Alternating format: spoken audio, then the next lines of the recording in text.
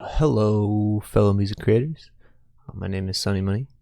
Today, I'll be showing you how to basically make your 808s blare, slap, fucking blow your ears out, and your kick to go along with it where it doesn't sound muddy in a mix.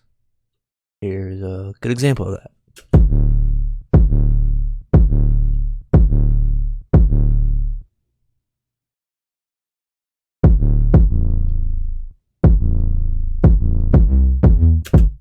So, as you can hear, the kick kind of comes in before it, and then the bass makes this real cool wow sound.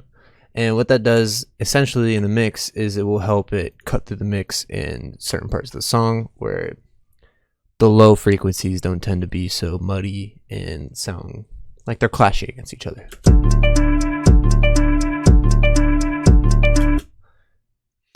And how do we achieve this? Well, honestly, it's really pretty simple. Just gonna have a kick chain right here. And if you don't know how to do that, you go to pattern, select your kick here, go to the channel that you want your kick on, and then Control L, which will link it to the kick. And then we're gonna do the same for the bass. The basic, select the bass channel right here. This is my 808. Go to the 808 channel and then Control L. So first things I do when I'm working with kicks and 808s is I like to work on my 808. So this is my basic 808. The first thing I like to do with it is I put a blood overdrive. This really just turn up the preamp on it, makes it louder, makes it more saturated, which in turn makes it slap and hard. There's already a big difference you can tell between this and that. Then I just EQ it, take some of the lows, not the lows, the highs out. You know, just nice little low pass filter. And last but not least, this is the important part for side chaining, is a limiter. Just slap a limiter right on the end.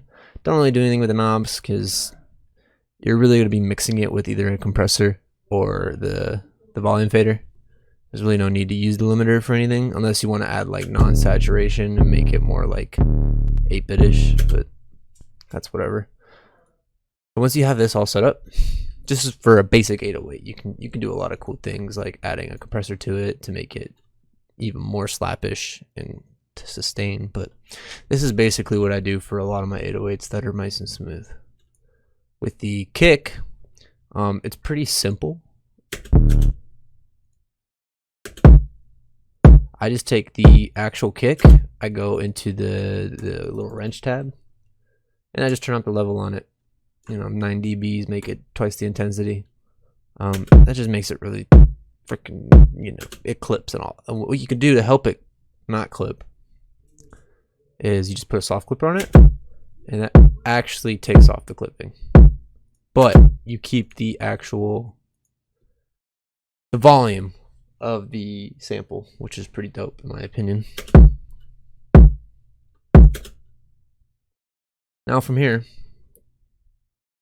you want to link the kick to the 808. And in flstudio, the easiest way to do that is to take your kick channel, select your kick channel in the mixer, go over to your 808 channel, which is this red one right here. You're gonna right click and sidechain to this track. Now sound is being played through these effects as well. Well, not technically, but anything that is linked or sidechain means that it can be played together. So if I turned up this knob, all the effects that are in this will be played with this one as well. But we're gonna keep the knob down because we don't want that. What we want is, since it's linked, we can now access the sidechain function in the limiter. So we're gonna right click on sidechain, hit click, and we're gonna mess with these knobs right here. On default, they look like this. And I just kind of turn the threshold down, turn the knee up, turn the ratio up. So now what's happening is that every time the sound or the kick, excuse me, that's my phone. Every time the kick is being played and the 808 is being played at the same time, this will automatically have the kick be the priority sound and make it dip. And the threshold, what it does is it turns the volume of how far it dips, the knee is how sharp it dips, and the ratio is at what volume it dips. So if we play this together, you already have that kind of sidechainy bassy sound. Without the sidechain, it would just sound a little bit more muddy.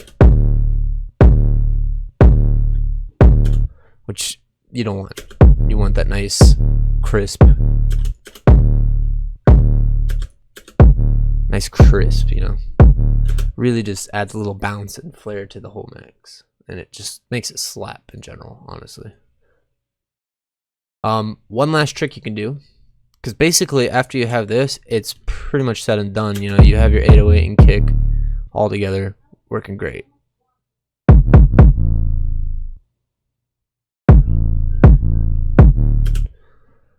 The last thing you can do as a little trick, shout out Justin, shout out 3VE for showing me this, is an H delay, or any type of delay really. If you take a delay and you put it on the kick, just the kick, you just put it on the kick, and you turn down all the feedback, you turn off all the analog or whatever feedback there is, and you put it to milliseconds, and you put it to a ratio between 8 milliseconds to 12, what will happen is the kick will actually be played like 8 milliseconds after, which sounds weird at first. You're like, I don't want that to fucking happen. I want it to be on time. But if it's played with the 808, it makes this really cool, like, delayed kick sound, and it adds a whole new character to the kick. So here's the regular kick without the delay. Sounds great in general. But here's the H delay with kick. It's an interesting little thing. It really is.